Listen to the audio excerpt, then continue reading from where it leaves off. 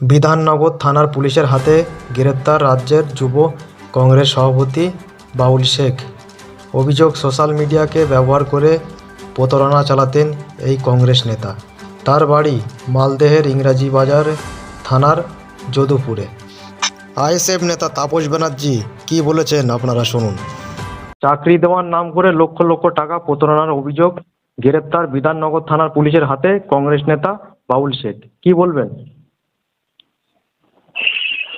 বিষয়টা হচ্ছে সারা পশ্চিমবঙ্গ জুড়েই দুর্নীতির আঁকড়া হয়ে গেছে এবং এই সরকার একটা দুর্নীতিগ্রস্ত সরকার, স্বৈরাচারী সরকার, যারা বিরোধীদের কণ্ঠরোধ করে এবং এই বিরোধীদের কণ্ঠরোধ করার চেষ্টাই হচ্ছে দুর্নীতিকে আড়াল করা তাদের মূল লক্ষ্য। এখানে কংগ্রেস তৃণমূল নেই, দুর্নীতিগ্রস্তদের কোনো জাত হয় না, ধর্ম হয় না।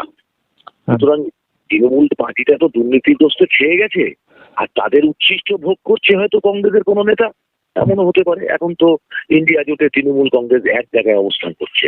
আমি জানি না এখানে পশ্চিমবঙ্গের কংগ্রেসের নেতারা কি বলবেন, সেটা তারা উত্তর দেবেন। কিন্তু আমরা বুঝি যে দুর্নীতিগ্রস্ত যে দলেরই হোক তার উপযুক্ত শাস্তি পাওয়া উচিত।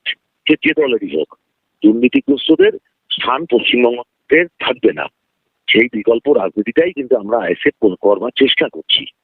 মানুষের বিশ্বাস করার যোগ্যতা যদি মানুষ অর্জন করবে কিভাবে? দুর্নীতিকে প্রধান শত্রু হিসাবে দেখবে না ফ্যাসিবাদকে শত্রু হিসাবে দেখবে? এবং সেটা যদি ফ্যাসিবাদ প্রধান শত্রু হয় তাহলে দুর্নীতিগ্রস্তরা সবসময় চরম দুর্নীতিগ্রস্তরাই ফ্যাসিবাদকে সুযোগ করে দেয়। আর দুর্নীতিগ্রস্ত দল কোনোদিন ফ্যাসিবাদের বিরুদ্ধে লড়াই করতে পারে না। যারা দুর্নীতিগ্রস্ত দল হিসাবে পরিচিত হয়ে গেছে পশ্চিমবঙ্গ তথা ভারতবর্ষের মাটিতে, তারা ফ্যাসিবাদেরই সহায়ক শক্তি। স্বাভাবিক কারণে দুর্নীতিগ্রস্ত ফ্যাসিবাদ বিরোধী যে জনগণের মহাজোটের ডাক আমরা দিয়েছি, সেই জনগণের মহাজোটকে মানুষকে বিশ্বাস রাখতে হবে আগামী নির্বাচনে। আমরা এটাও খবর পাচ্ছি যে ওই বাবুল শেখ স্কুলের ছাত্র ভর্তির নামে লক্ষ লক্ষ টাকা প্রতারণার অভিযোগ, এটাও আমরা খবর পাচ্ছি। ব্যাপারে যে এরকম অনেক খবর তো পাবেন, এটা তো সত্যি। পশ্চিমবঙ্গে তো কানায় কানায় দুর্নীতি। পশ্চিমবঙ্গ সরকারটা কি করছে, পুলিশ মন্ত্রী কি করছে? আগে বলুন, পুলিশ মন্ত্রীর কোনো স্টেটমেন্ট দেখেছেন শেখ শাহজাহান নিয়ে?